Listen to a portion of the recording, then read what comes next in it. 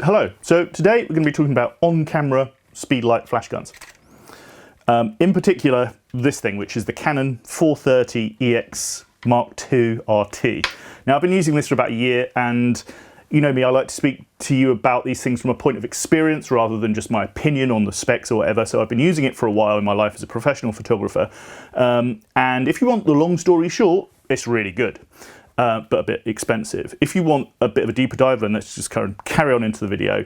And I'll give you a little bit of the history behind my own use of these things, how I tend to use them, and some of the good things about it, some of the bad things about it. So here we go. So to begin with, looking back about 20 years, you would have found me using Speedlights on all of my cameras most of the time. The early days of digital, the last days of film, Speedlight flash guns are quite important, but as we've moved on and technology's improved and the dynamic range of cameras has improved, ISO capabilities have improved and post-production software has improved, I find myself steering away from using on-camera flash as much as possible. I tend to prefer using natural light only, or if I need to light something, I will use an off-camera flash solution like the Godox system that we have here, or a Linkrom or Bowens, in fact. But from time to time, in everybody's life as a photographer, specifically a professional photographer, you will need to use a Speedlight. There are situations, a kind of run and gun, where you are moving around a lot, or you don't have much time, or you can't carry very many things, or you're moving kind of between one scenario and the other, where a Speedlight offers a solution that is kind of the only solution for the job, so it becomes the right tool for the job. For years I used Canon Speedlights, a bunch of them. This is the 580EX. I had a couple of different ones and they always served me very well. But gradually over time, they began to degrade and then stop working. Now, all of my old Canon Speedlights have pretty much stopped working. Roughly this time, this is about maybe 5 years ago, this is when Godox was just beginning to gather speed, roughly that time period. And they started launching Speedlights that just seemed so attractive in terms of the price point and what they could do. And so I started going towards the Godox flash guns. And while in many ways they were very good, I had a bit of a frustrating history with them, to be perfectly honest. I never quite found one that was as good as the Canon Speedlights. And it's really, I wonder how many other people have had this kind of struggle, because the price point of a Godox Speedlight is like a third of the price of the Canon ones, and they integrate with your on-camera flash system really well, and they have rechargeable batteries that are sort of interchangeable, and they have a lot of features that kind of make them seem just so appealing, so tempting. And yet my own personal experience with Godox Speedlights on camera has been frustrating. They become part of the problem rather than part of the solution. So I got fed up with that, and I needed a Speedlight for a specific job that was coming up about a year ago.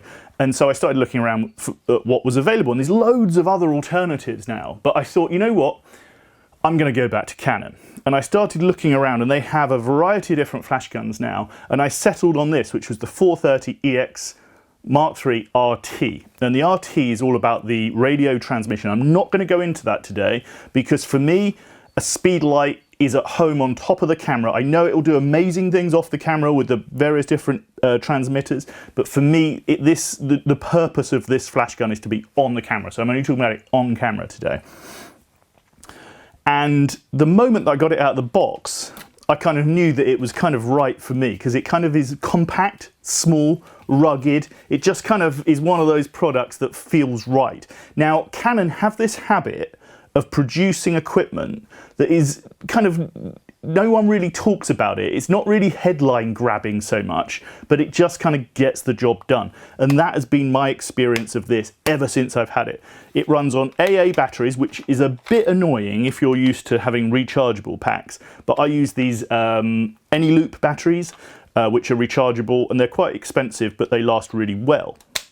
So the other day I did a really long day, not using flash all the time, admittedly, but I had 2 sets of batteries, and I was about halfway through the second set when I came to the end of the shoot.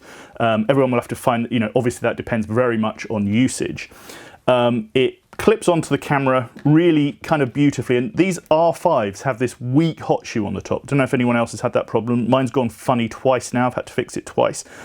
And I did have a suspicion that it might have had something to do with the slightly heavier weight Godox and the way that the Godox screw hot shoe thing goes down, but that's unscientific. Don't know if that's the truth.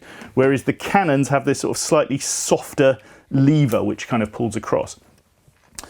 Now, you might be thinking that it looks quite a lot smaller than these other fellows, than the kind of more traditional big old Speedlights, but it packs enough of a punch. With the R5 in general use for most things, which for me is typically mixing a bit of available light with a bit of typically bounced Speedlight or occasionally, very occasionally, direct light, it's proven to be absolutely fine for everything that I need.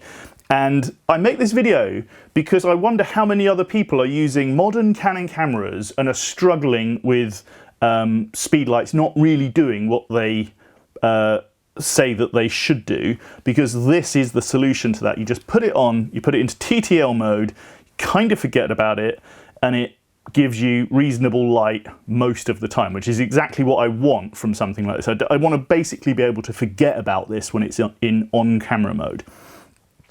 As soon as the lighting gets even remotely more tricky, I'll ditch that and go to a couple of these, which gives me a lot more control.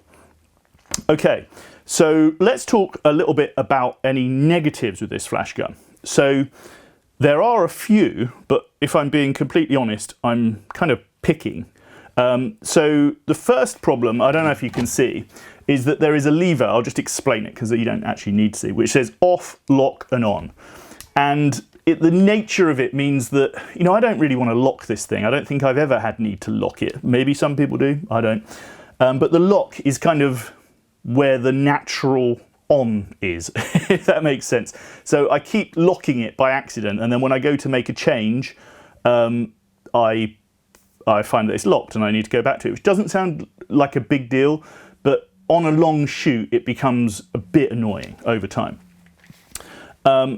You know, we get over these things, right? The other problem that I found was that here you have this really bright ready light, which shows you that the flash is ready, but it was like burning LED bright, which every time, you know, looking through an EVF for kind of 10 hours at a time is bad enough, but every time that you pick the camera up to your eye, if there's a bright red light kind of burning into your iris, it just kind of wears your eye out even more. Now I found a solution because I stuck a bit of kind of black gaffer tape over it, and that sort of reduced the light quality by like 3/4. So now I can see that it's ready to go, but it's not going to burn my retina out.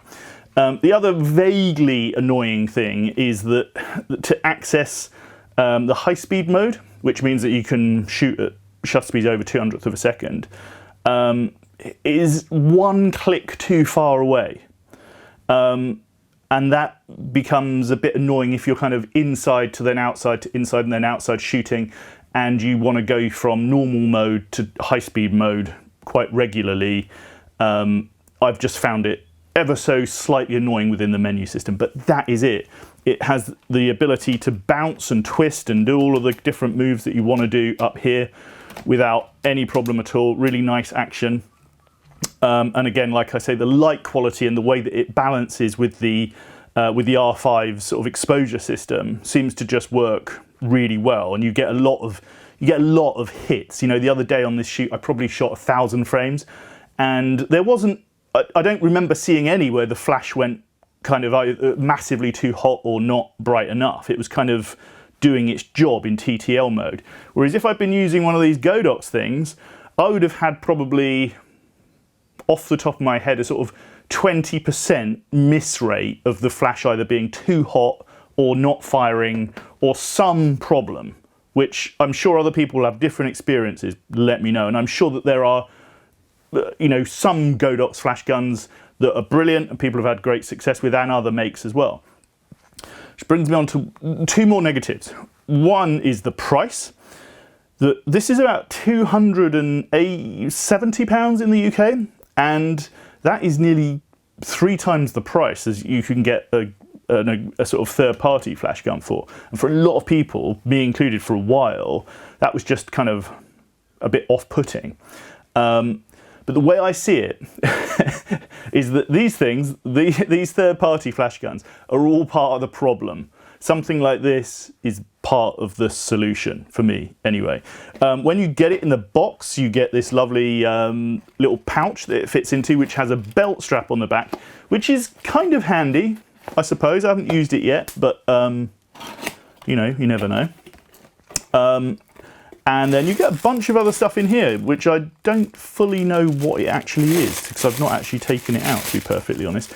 So you get a little pouch thing.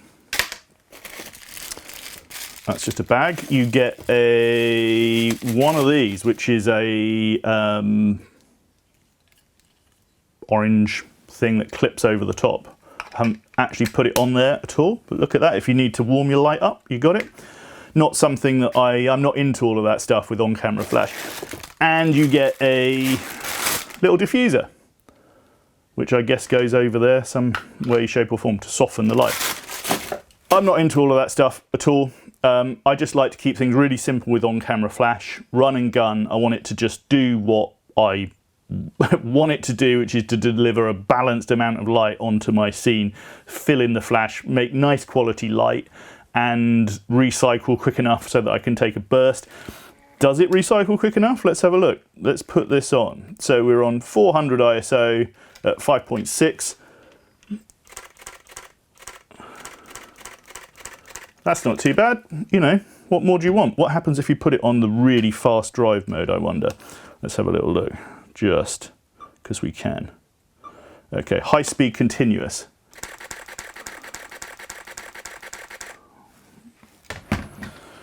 Can't ask better than that, right? Subscribe, by the way. I know I haven't made very many videos lately, but I've been really busy. I've never had a busier period of time than I've had recently, which is really good, but no time for making videos. Thank you very much for watching. Let me know if you've got any questions.